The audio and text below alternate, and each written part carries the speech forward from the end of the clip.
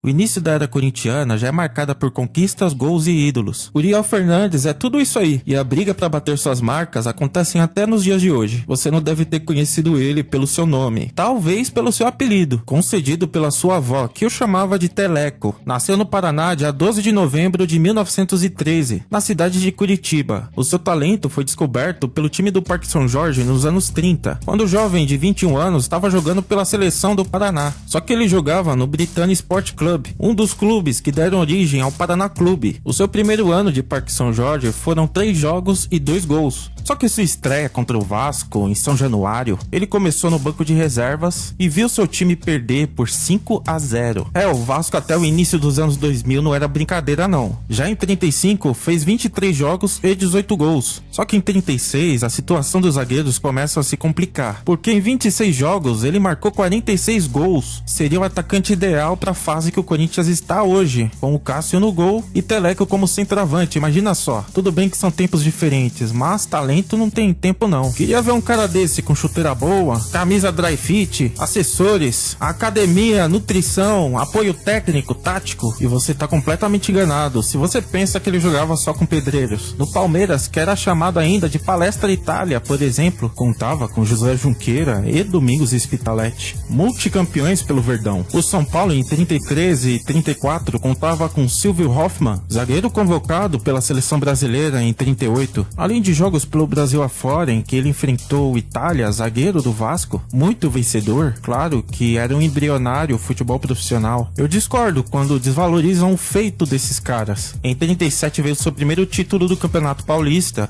e junto ele marcou em 31 jogos 28 gols. Em 38 foram 30 jogos, 22 gols e o bicampeonato do Paulistão. E em 39 o tri do Campeonato Paulista e 29 jogos e 34 gols. Em 40 nenhum título, só que em 42 jogos ele marcou 43 gols. Em 41 talvez foi o seu melhor ano, com 38 jogos e 50 gols marcados, além do título do Campeonato Paulista. Pelo menos em números foi o seu melhor ano. Em 42 só foram 18 jogos e 12 gols, só que mais um título da Taça São Paulo e do torneio Quinela de Ouro. Pra em 43 fazer 9 jogos e 2 gols, e em 44, seu último ano com a camisa alvinegra, 1 jogo. A sua despedida fica o questionamento, pois encontrei que no dia 6 de fevereiro ele fez o último jogo contra o São Paulo Highway, um empate em 2-2. Em uma outra fonte, encontrei que a sua despedida foi contra o Ipiranga, e um empate de 2-2 também, em março de 44. Bom, ele já tinha seus 30 anos de idade, e depois do Corinthians ele foi jogar no Santos e encerrou sua carreira no lendário Juventus da Moca. Eu falei do Santos agora, e o time da Vila Belmiro era a sua terceira maior vítima, sendo a maior vítima o São Paulo Futebol Clube, que tomou 25 gols em 25 jogos, média de 1 gol por jogo contra o tricolor paulista. O rival Palmeiras sofreu pouco com ele, em 28 jogos só tomou 15 gols, e o Vasco, seu primeiro adversário com a camisa do Corinthians, foram 8 jogos em que ele anotou 3 gols. Em relação a gols por adversário, não foi só o São Paulo que sofreu. O Comercial da capital, por exemplo, em 6 jogos tomou 17 gols, uma média de 2,83. No dia 29 de agosto de 43 foi a data do seu último gol com a camisa do Corinthians contra o São Bento de Sorocaba. Foi 5 vezes artilheiro do Campeonato Paulista com a camisa do Timão, em 35, 36, 37, 39 e no ano de 41. Apesar de ser ambidestro, a sua principal arma era o chute de direita e a sua principal técnica era girar o corpo e chutar para o gol, colocando os zagueiros e o goleiro no chinelo. Em 37, em uma partida, ele jogou com uma tala no braço, pois o ombro estava inchado. Há quem diga que estava quebrado, pois o jogo valia o título contra o Palestra Itália. Apesar do campeonato ter sido em pontos corridos, o Corinthians e o Palmeiras disputavam a primeira colocação da tabela. Teleco anotou o único gol da partida, Corinthians campeão paulista, quebrando um jejum de 7 anos na seca de títulos. Ele era conhecido por ter muita força de vontade e disposição em campo, fora o talento que era evidente. Era um bom cabeceador, mas é com a bola no chão que ele mostrava o seu brilho, onde em 250 jogos anotou 257 gols e uma média de 1,028 gols por partida. Você pode até arredondar aí por 1,03 gols por partida. Mais do que Messi, mais do que Cristiano Ronaldo, Ronaldo mais do que Pelé. Eu procurei um ranking histórico aqui e tudo mais, né? E ele seria o 7º jogador com a maior média de gols por partida da história do futebol, com essa lista sendo liderada por Fernando Peroteu, ex-jogador do Sporting Clube de Portugal, onde em 187 partidas anotou 331 gols, que absurdo. Esse Fernando já fez 9 gols em uma partida, 8 gols. Insano se pensar nos dias de hoje, né? Teleco é o 3º maior artilheiro corintiano. Só na frente dele tem o Baltazar e o Cláudio Cristóvão. Porém, uma média de gols maior que até do Puskás, cara. Acho que alguém aí precisa ser mais conhecido. Não chegou a disputar jogos na seleção brasileira. Pode ser aí que ele foi um dos outros injustiçados em que não foram convocados. Pode ser também que no seu auge de 38 até 41, em torneios como a Copa América, por exemplo, o Brasil não participou de 39 nem de 41. Lembrando que de 38 até 1950 teve uma pausa no futebol mundial porque o nosso planeta tava um caos. Só que o futebol sul-americano tava continuando suas atividades. Mas mesmo assim, se não acontecesse aquele conflito mundial, muito provavelmente em 42 seria uma Copa do Mundo. Só que falando a real, quem teve o gostinho de apreciar os gols do paranaense Teleco foram os corintianos. E quando ele se aposentou dos gramados, ele trabalhou durante muito tempo na sala de troféus, cuidando das taças corintianas. Algo que ele sempre fez desde que entrou no clube do Parque São Jorge. Ele nos deixou no dia 22 de julho de 2000 e é um dos poucos jogadores a ter um busto no clube, sendo eternizado no Coringão. As homenagens, sendo em estátuas, redes sociais, são extremamente merecidas. Jogador com raça e determinação, um requisito mínimo para vestir essa camisa, mas aliava também com uma técnica impressionante, sabia se posicionar muito bem na área, características que carecem muito não só com a camisa do Corinthians, mas de vários times aí. Eu sei, são tempos diferentes, porém eu imagino esses caras com os recursos de hoje. E vou ficando por aqui. Se você gostou do vídeo, curte aí, comente, compartilhe para mais assuntos relacionados ao seu time do coração. Um grande abraço a todos, valeu, tamo junto, é nóis.